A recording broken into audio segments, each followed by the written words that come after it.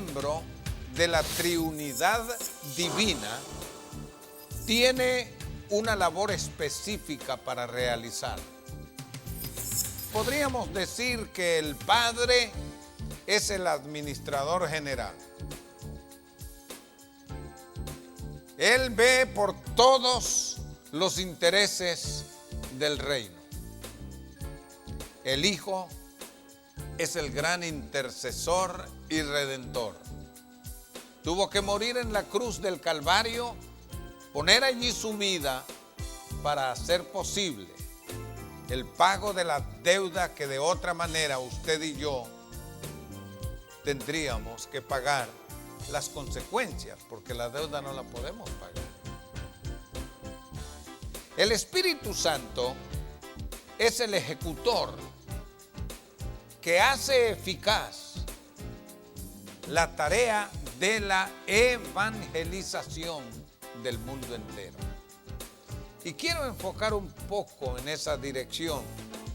Casi siempre hablamos del Espíritu Santo enfatizando tal vez mucho más los dones que otras cosas que también son parte de esto.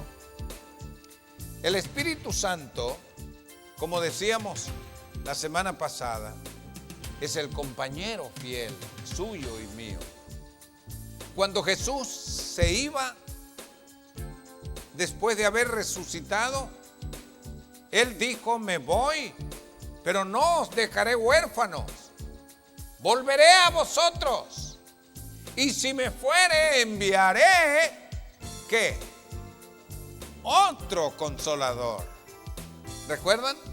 Estuvimos hablando de eso, del otro consolador.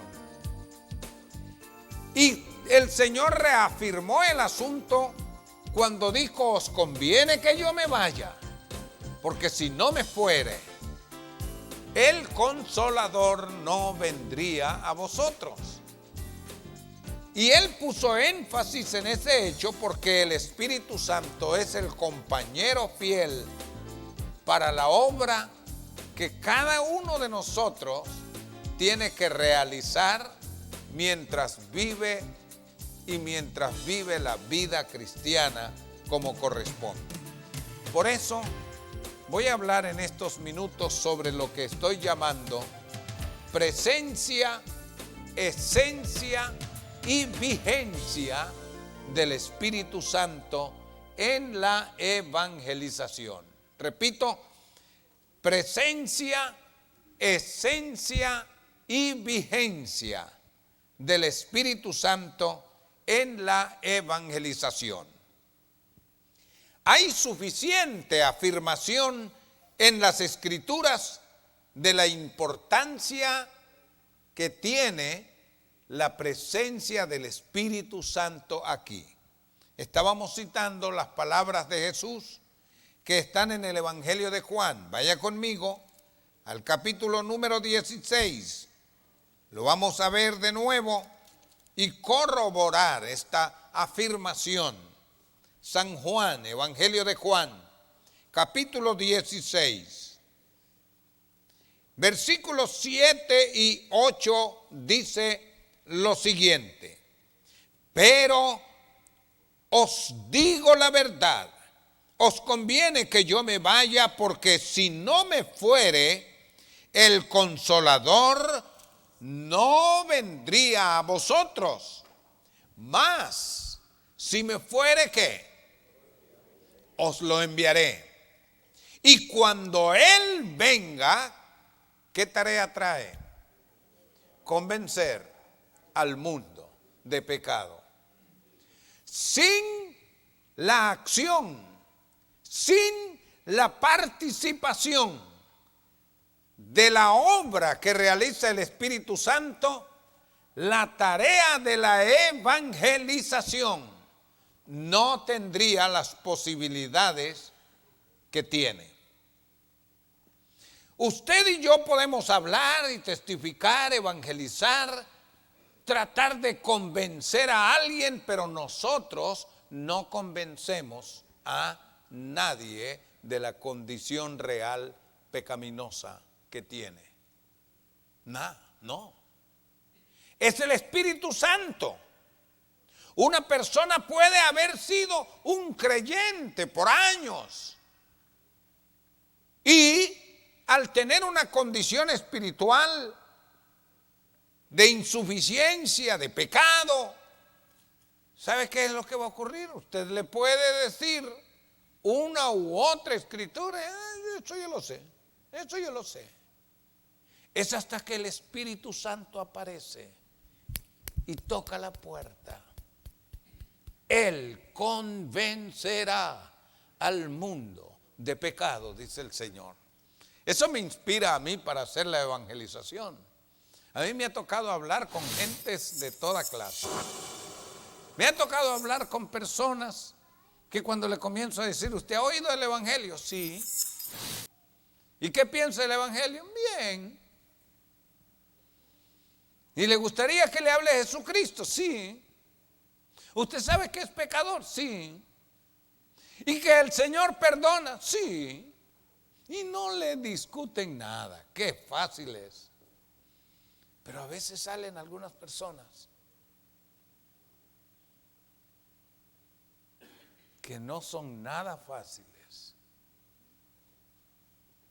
Hay casos de personas que se vuelven hasta agresivas, que rechazan, que usted trata de hablarles del amor del Señor y todo, pero ellos son una muralla china allí haciendo resistencia. ¿Y le gustaría? No, por ahora no. Y no quieren. Pero cuando el Espíritu de Dios toca ese corazón, se derrite como se derrite el oro ante el fuego. Yo les he contado una experiencia que yo tuve hace unos años. Me tocó predicar en una prisión. Estaba predicando realmente una campaña, porque iba todos los días, de 8 a 12 del día. Estaba allí. Después de 3 días, me mandaron un papelito para que pidiera que ciertas personas también fueran enviadas y que tuvieran la oportunidad de escuchar la predicación. Hice las gestiones con el comandante. Originalmente él me estaba diciendo de que sí, que todos estaban saliendo, pero cuando le mostré el papelito que me habían mandado y todo, sonriéndose me dijo, ya extrañaba yo que no habían hecho algo antes. Me dice, reverendo, estos que le mandaron ese papelito son los casos perdidos que tenemos aquí en la prisión. Y yo me hice el que no entendía eso. Claro, lo suponía, lo supuse una vez que oí, pero lo tomé así, le digo yo, ¿cómo que casos perdidos? Sí, son gente que no tienen remedio.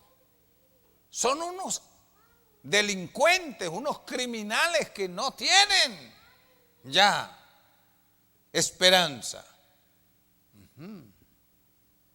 Le digo yo, pero coronel, son casos perdidos para usted y para mí, pero no para el Señor, porque Dios puede tratar con ellos. Y me dijo otras cosas, pero yo insistía, sí, pero con Dios es posible. Me dijo que tenía que conseguir una orden específica, un permiso específico para poder sacarlos. Y ahorrando un poco de tiempo, pues simplemente voy a decir, sí consiguió la orden.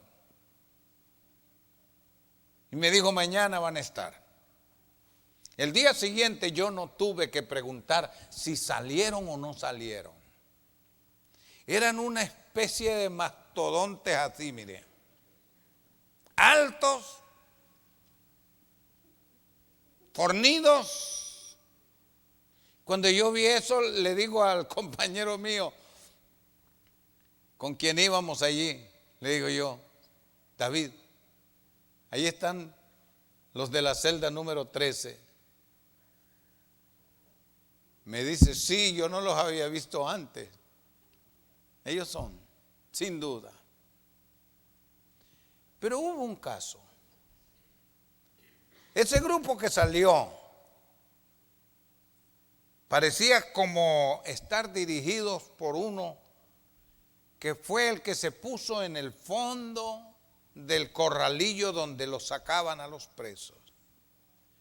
Se arrimó así contra la pared, cruzó los brazos y se quedó así. Comenzamos el culto. Cantamos. Y luego comencé a predicar. Yo sentía algo especial mientras predicaba. Pero de pronto vino como una unción específica del Espíritu. Y de pronto me escuché y me vi señalándolo y le digo, ¿y tú? Tú también tienes esperanza, porque el Señor, y le comencé a hablar allí así. Fuerte. Fuerte digo en cuanto a claridad, en forma específica. Y él estaba allí. Y yo le estaba ofreciendo vida nueva, una nueva esperanza, una vida de gozo. Y lo único que lograba de él era que meneara la cabeza en forma negativa. No. Y yo seguía predicando, porque me sacaban los presos en tres tandas, porque no cabían, eran muchos presos. Cabían más de 300 por tanda, pero... Y yo seguí predicando.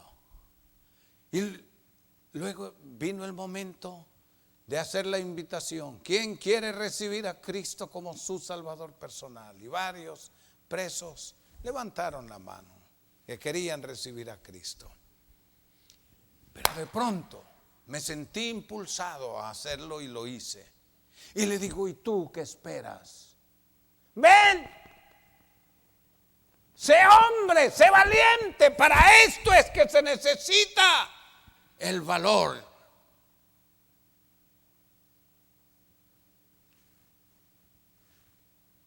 La única respuesta era un movimiento negativo de la cabeza.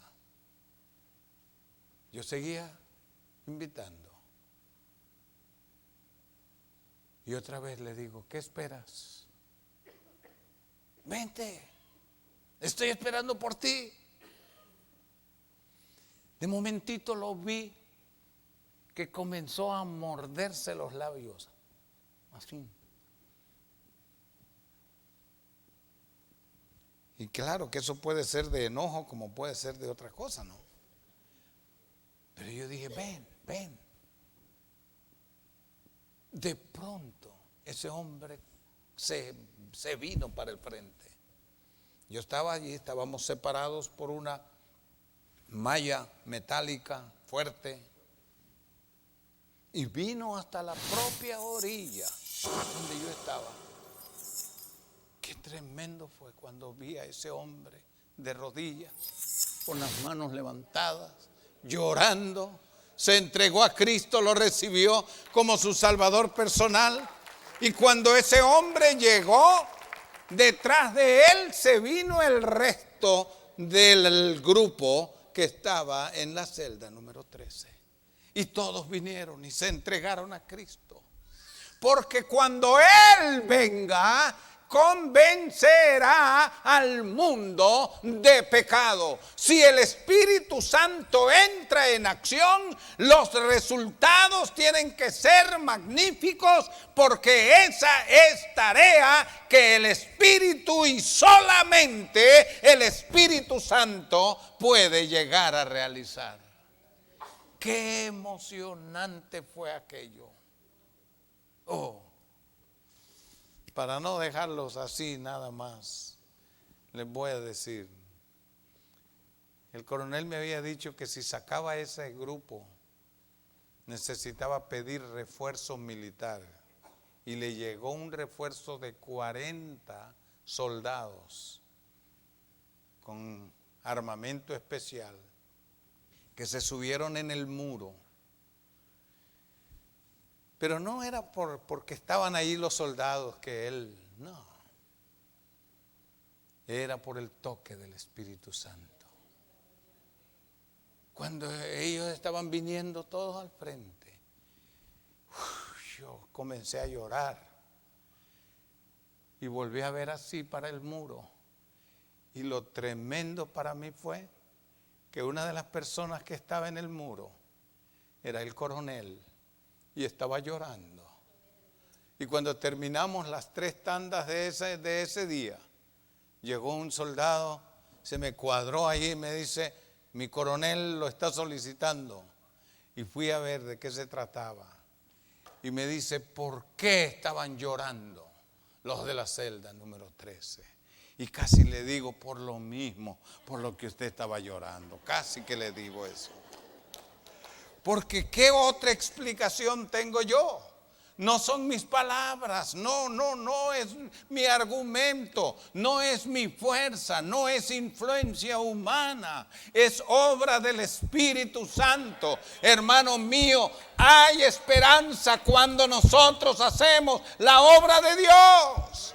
Porque no es nuestra responsabilidad hacer lo que solo el Espíritu de Dios puede hacer. Y cuando Él venga, convencerá al mundo de pecado. Si usted tiene un esposo que es rebelde, háblele y deje que en algún momento el Espíritu Santo va a entrar en acción y las cosas van a cambiar. Si tiene una esposa rebelde que no quiere nada con la palabra, testifíquele, compártale y espere el momento en que el Espíritu Santo llegue y entre en acción. Tiene un hijo, una hija rebelde que no quieren saber nada de la palabra de Dios, que quieren andar en sus propios caminos.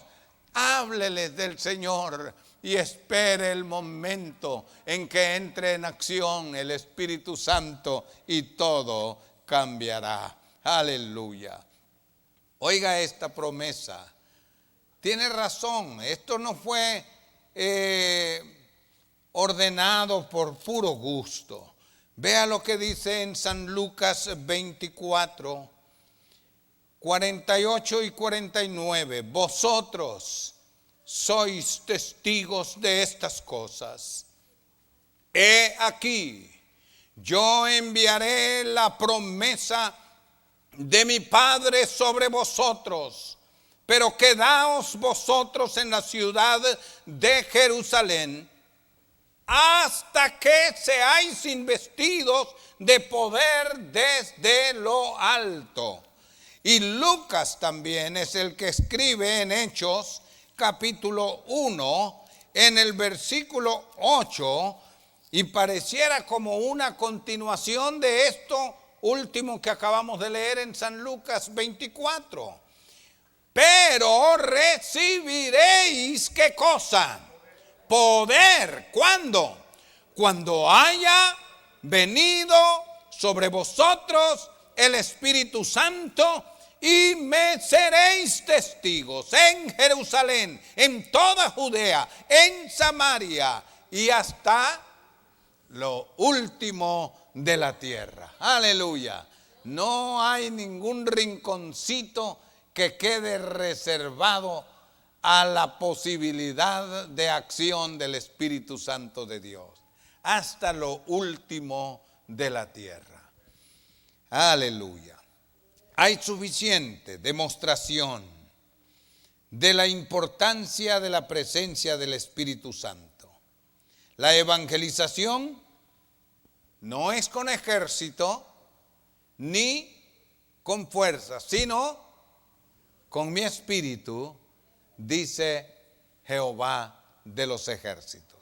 Pero no solo hay suficiente afirmación de la importancia de su presencia. Hay suficiente demostración de su esencia. Vamos a Hechos, capítulo 2. Vea conmigo esta escritura.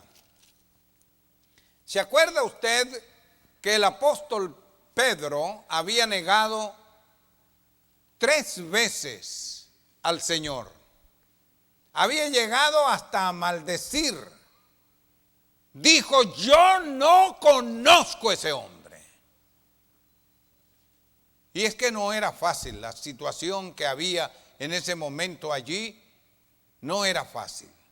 Pedro optó por negar al Señor.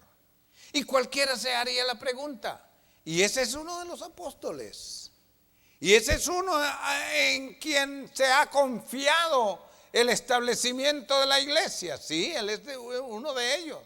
El que negó, sí, ese que negó al Señor, ese es uno de ellos. Pero allá él estaba actuando en su fuerza, en su capacidad. Llegó el día de Pentecostés, Hechos capítulo 2. Cuando llegó el día de Pentecostés, versículo 2 dice que de repente vino del cielo un estruendo como un viento recio. Y en el 4 dice: y fueron todos llenos del Espíritu Santo. Ahora, hay como 3,000 personas allá afuera. Algunos se están riendo, se están burlando, otros están allí interrogándose: ¿qué es esto? ¿Qué es esto? Y otros ni saben por qué están ahí tal vez. De pronto, vea lo que nos dice el versículo número 14. Entonces Pedro, poniéndose en pie con los 11, alzó la voz y les habló diciendo: varones judíos y todos los que habitáis en Jerusalén, esto os sea notorio. Oíd mis palabras, porque estos no están ebrios como vosotros suponéis, puesto que es la hora tercera del día. Mas esto es lo dicho por el profeta Joel: en los postreros días, dice Dios, ¿qué cosa? Derramaré de mi espíritu sobre toda carne.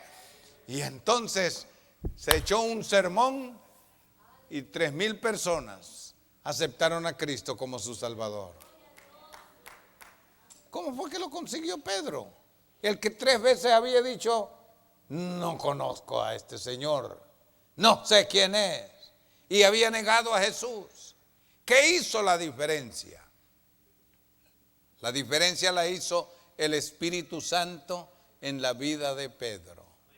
Él había pasado con otros 119 personas allí encerrado durante 9 días, orando, tratando de obedecer la orden del Señor de quedaos en Jerusalén hasta que seáis llenos del Espíritu Santo. Y estuvo allí y esperó allí, y en el día 10 vino la unción del Espíritu, y la presencia del Espíritu Santo hace la diferencia, porque el Espíritu, la presencia del Espíritu Santo es una demostración de eficiencia que hay en el Espíritu de Dios. Pedro habló y lo que dijo no fue, fíjese que casi todo lo que dijo fue referencia de una profecía que otro había pronunciado con más de 700 años de anticipación al tiempo en que estaban viviendo ellos. Eso fue lo que él hizo. Esto fue o es lo que habló el profeta Joel. Eso fue lo que él citó. Pero fue lo que usó el Espíritu Santo. Y eso es lo que yo quiero que usted, hermano, y yo entendamos claramente en esta mañana. No se trata de la habilidad, no se trata de destreza o de conocimiento nuestro. No se trata de la capacidad que nosotros tenemos. Se trata de la participación y presencia del Espíritu Santo de Dios en la vida de una persona para poder cumplir con la encomienda que el Señor nos ha dado de ir y predicar el Evangelio a toda criatura. Esto equivale a decir que cada uno de nosotros debe desarrollar confianza en realizar la evangelización. Hay personas que a veces vacilan a hablarle a ciertas personas. Los ven y no sé si no tienen confianza, va y me sale con cosas que yo no voy a poder. O tal vez me sale agresivo. No importa. Si usted está con la unción del Espíritu de Dios en la vida suya, dele nomás, dele nomás, dele nomás. El Señor hará la obra, porque esto es tarea del Espíritu Santo de Dios. Y quiero, hermano, que note la diferencia de énfasis que hay, que si solamente dijésemos que el Espíritu Santo es para hablar en otras lenguas, y no quiero minimizar en nada eso, pero el Espíritu Santo, a más de darnos la bendición de orar en otras lenguas, desempeña una función estratégica en el cumplimiento de la gran comisión, de la gran comisión. Llénese de valor, llénese de confianza. No le tenga miedo a ningún bravucón que vea por allí aparecer. Ni que por argumentos, que porque es muy inteligente, que tiene no sé qué cuántos títulos, no importa. Usted hable, usted cumpla con la parte suya y el Espíritu Santo va a cumplir la parte de él. Yo les he contado otras veces de la experiencia de un hombre, un abogado, que un día me abordó y me dice: quiero hablar con usted. Ajá. ¿En qué le puedo servir, doctor? Me dice: quiero contarle algo que me pasó. Y entonces me contó de que estaba comisionado a ir a una población y notificar a una persona un dictamen de un juez. Y yo tenía que hacerlo en persona. Cuando llegué a la casa, dice, el hombre no estaba. Andaba del lugar donde yo venía. Él andaba en una diligencia. Tenía que esperar 2, 3 horas tal vez. Entonces dijo: ¿y ahora qué hago aquí en este pueblito? Yo no conozco a nadie. Se salió caminando a la siguiente calle y en eso oía que cantaban y dijo: ¿quién cantará? Guiado por el oído, dije: por ahí es. Y sí, en una casita sencilla, humilde, había un grupo de hermanos que estaban cantando en la escuela dominical y el culto de ese día. Bueno, dice que él se asomó allí y pensó: voy a entrar aquí para... de todos modos no tengo nada que hacer. Y entró. Vio que era un grupo de gente sencilla, gente de pocos estudios y cosas, y él era un profesional, andaba vestido muy elegante y todo. Vino y se sentó en la última fila de sillas que había. Y el que estaba dirigiendo los cantos, pues lo vio entrar de saco, corbata y todo, y pensó: este es pastor. No sé por qué piensan que todos los que andan de saco son pastores. Pero, dice: este es pastor. Y cuando terminaron de cantar el cántico que estaban entonando, el que dirigía dijo: bueno, tenemos una visita, no sé si es un pastor, hermano que nos visita. Y me dice: pastor, me dice el abogado, cometí la equivocación de quererme hacer pasar por uno de los de ustedes. Porque dije yo, pobrecita esta gente, voy a pasar y les voy a decir unas cosas bonitas y buenas.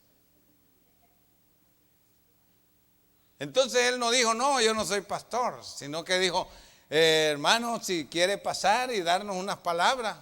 Se levantó y pasó al frente. Dice, hermano, usted me conoce. Sí, yo lo conocía a él. Un abogado bien destacado y acostumbrado a hablar en públicos de todo tipo. Pero ahora está frente a 25 hermanos sencillos que están reunidos allí. Y dice que comenzó,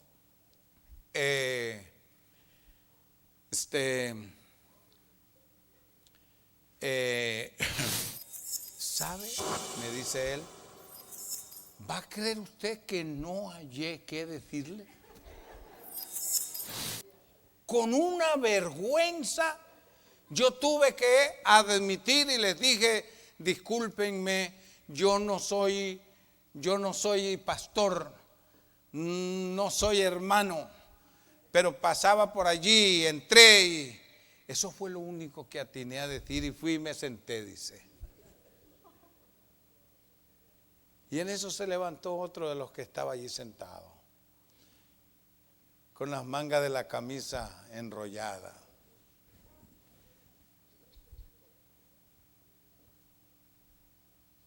Y pasó y dice, bueno hermano, pues vamos a la palabra del Señor. Y ha comenzado a predicar un sermón. Pero ¿qué sermón, pastor? Me dice. ¿Por qué me pasó eso? Y entonces yo comencé a explicarle y yo le dije, mire, esto no es una tarea de gente porque son inteligentes o por el conocimiento que tienen o por habilidades. Esto es el Espíritu Santo de Dios. Esto es el Espíritu Santo de Dios. Y dice la palabra del Señor, mirad pues hermanos vuestra vocación, que no sois muchos nobles, no sois muchos fuertes, no sois muchos poderosos, pero lo vil del mundo ha escogido Dios, aleluya, para avergonzar lo fuerte, para avergonzar lo grande. Eso es lo que ha hecho el Señor, eso es lo que hace el Espíritu Santo de Dios. Usted y yo necesitamos del Espíritu Santo. Hay suficiente afirmación de la importancia de la presencia del Espíritu. Hay suficiente demostración de la esencia, pero también hay suficiente evidencia de la vigencia del Espíritu Santo. Eso no ha pasado de moda. Eso no es una moda. No. La participación del Espíritu Santo ha sido, es y será vital e indispensable hasta el último momento de la existencia de la iglesia en la tierra para poder cumplir con la misión que el Señor tiene reservada para la iglesia. Así que hermano mío, ánimo. Necesitamos la unción espiritual. Necesitamos poder del Espíritu. Necesitamos la guianza del Espíritu. Necesitamos la ayuda del Espíritu Santo. Necesitamos el compañerismo del Espíritu Santo en la ejecución de nuestra labor evangelizadora. Y para que esto sea una realidad, necesitamos la unción del Espíritu Santo de Dios. Vamos a estar de pie.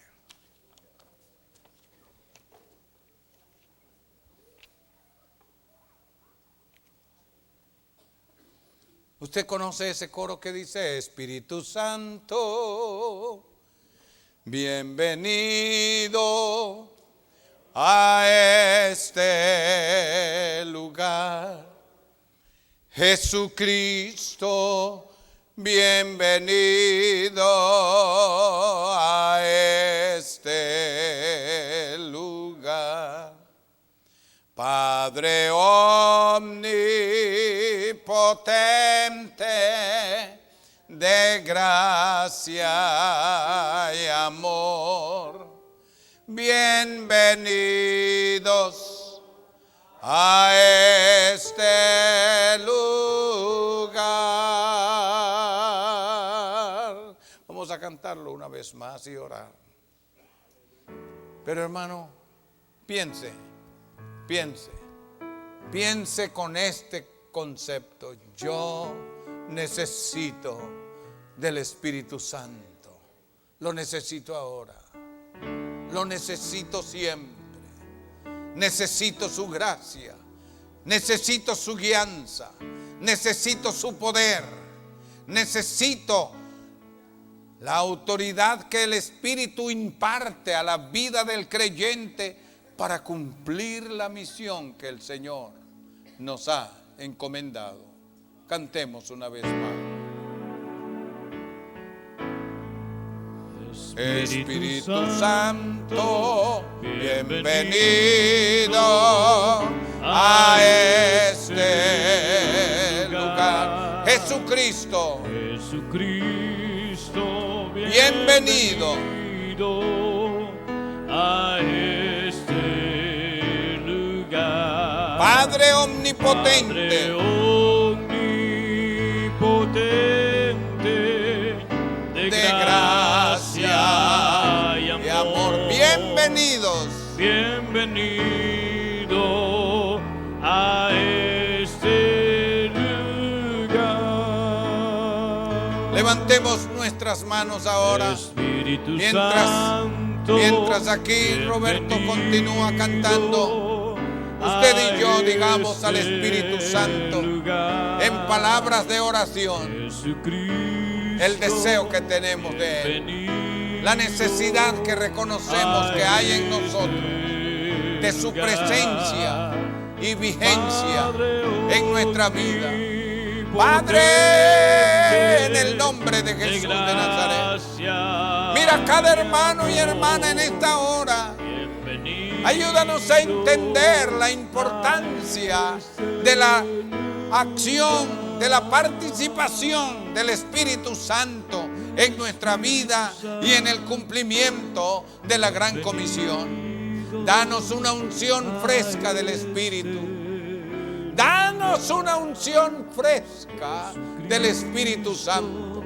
Ayúdanos a valorar su participación en nuestra vida y en nuestro quehacer cristiano. En el nombre de Cristo Jesús. Gracias, Señor. Gracias, Dios. Bienvenido a este lugar. Bienvenido a este lugar. Bienvenidos a este lugar.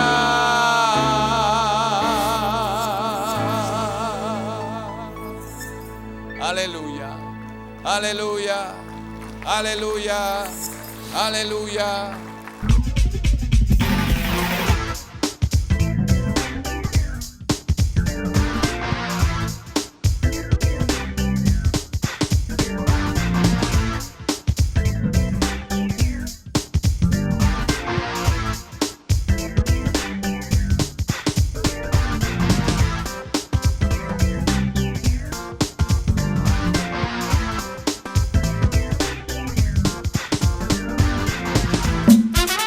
Te invitamos a que sintonices la programación De todo un poco. Es el programa del Centro Cristiano Hispano. Cada semana, miércoles y jueves a las 4 de la tarde, a través de Génesis Radio 680 y 92.9 FM. De todo De todo un poco. No te lo pierdas.